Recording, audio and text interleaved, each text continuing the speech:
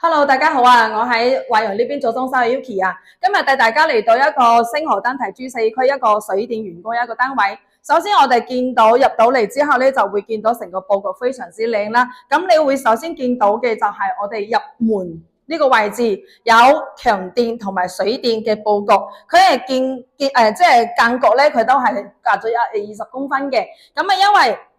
點樣採用呢個橫平豎直嘅一個水電去佈局咧？就係因為我哋有大彎嘅位置，咁入邊嘅線咧係活線，咁到時如果係要維修啊或者後期維修嘅嗰陣時候咧，方便我哋去抽線嘅。咁我哋會見到呢個位置，因為強電同埋弱電交叉嘅位置咧，肯定會有呢個鋁字包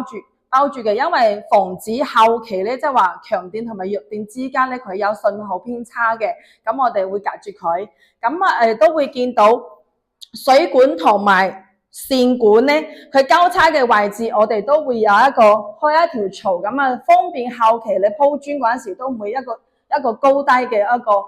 一個間隔。咁我哋都會見到咧，我哋水管特別係熱水管，我哋公司嘅工藝咧，因為佢熱水管咧，到時喺廚房呢邊行入我哋洗手間嗰陣時咧，佢因為我哋熱水器，到時冬天嗰陣時熱水入到嚟嗰陣時，佢就會方便我哋唔使我哋等即係熱水好耐嘅時候，咁我會包住呢一層面咧，會比較好啲嘅。咁我哋都會見到成個客廳佢全部嘅佈局咧，都係呢個大彎嘅一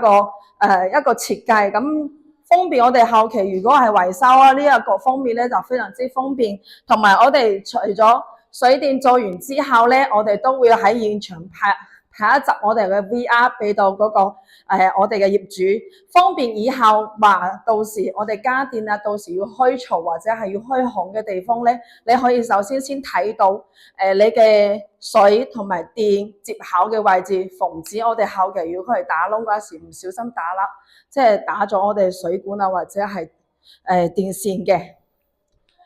咁最重要嘅一個地方咧，就係我哋公司咧所有嘅水管同埋一個電線，佢都有質保嘅時間嘅。咁我哋水管咧係衛生咧就係保質50年嘅。咁除咗我哋衛生之外咧，我哋金雕電線咧佢都係質保係終身質保嘅。到時會嚟到現場咧，除咗業主之外咧，同有我哋即係最長嘅施工人員同埋一個金雕嘅廠家或者係衛星